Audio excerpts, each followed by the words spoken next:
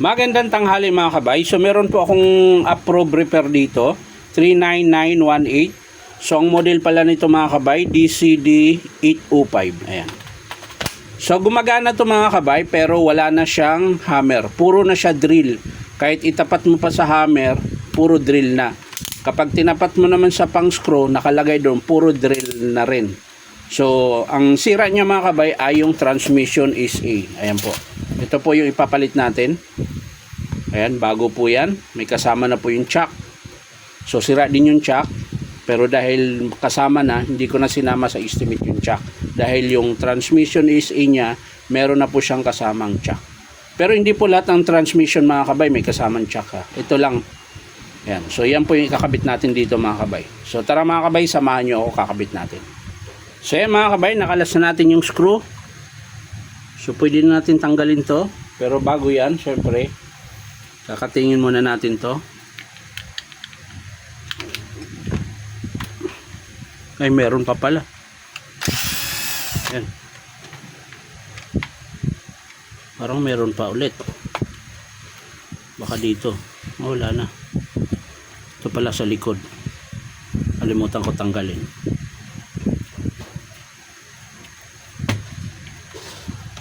Yan.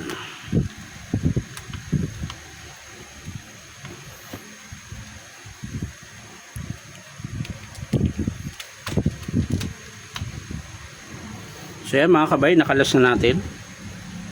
Yan, so marami po siyang alikabok. Bubugahan ko na lang yan ng blower para matanggal.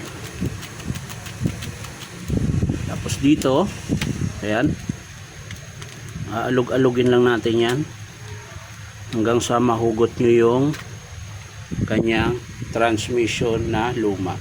So tanggalin lang natin tong selector mga kabay. Lipat lang natin dito. Ayan. So ganun po ang itsura niyan. So bago yan mga kabay, bubugahan ko muna to, lilinisin ko lang muna.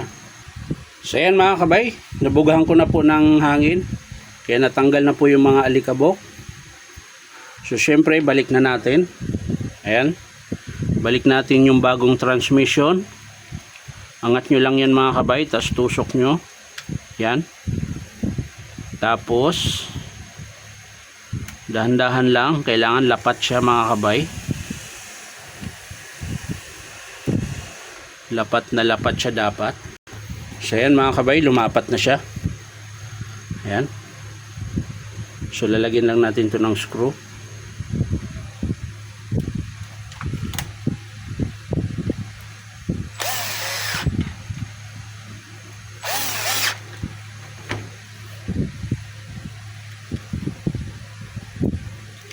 Yan, ayos na. Siyempre balik natin to, yung kanyang takip.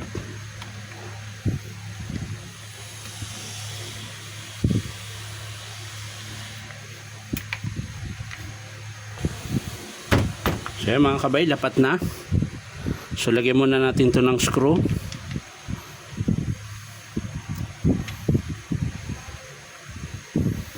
So sa mga gusto magpa-repair mga kabay, punta lang kayo dito sa Powerman Hardware, 530 T. Alonso, Santa Cruz, Manila.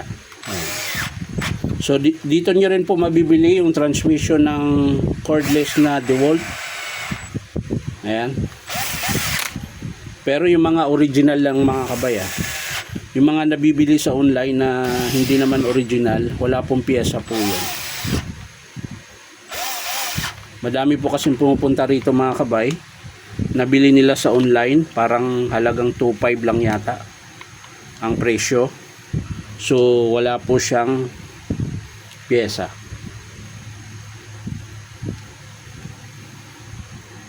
So ayan mga kabay, nahigpitan ko na yung screw. Ayan, balik lang natin yung takip sa likod.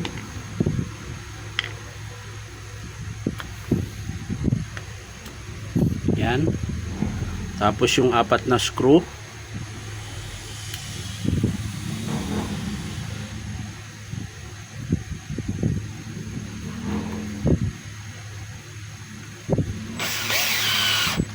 Sa mga nagtatanong mga kabay kung magkano yung transmission ng DeWalt, depende po yun sa modelo mga kabay. Pinaka-estimate ko mga kabay sa mga transmission ng DeWalt na sa mga 3,000. Ayan. Depende po sa modelo. So ito mga kabay pala, pag nagtanong kayo kung magkano ang gastos ng customer nito, bali kasama na po yung labor, sama na yung chuck, 2,600 mga kabay. Yan po yung binayaran ng customer dito para mabuo lang. Ayan. So ngayon, testing natin. Ayan, lagay natin sa drill muna. Ayan. Sa drill.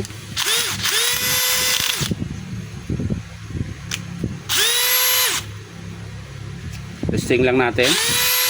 So ayan, may drill na siya. Lagay natin sa hammer.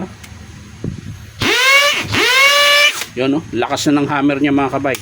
Lagay natin sa 1. Yan, maingay na siya. So ibig sabihin, kapag maingay na yung tunog, meron na siyang hammer. Ito drill, dapat walang ingay. Yan. So lagay natin sa screw kung gumagana na. Yan. Gumagana na yung screw niya mga kabay.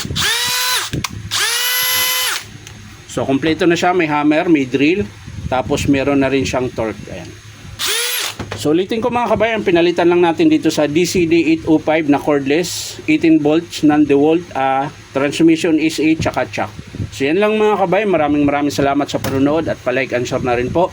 So ulitin ko mga kabay, sa mga gustong magpa-repair, punta lang kayo dito sa Powerman Hardware, 530 T. Alonso, Santa Cruz, Manila. Bye bye!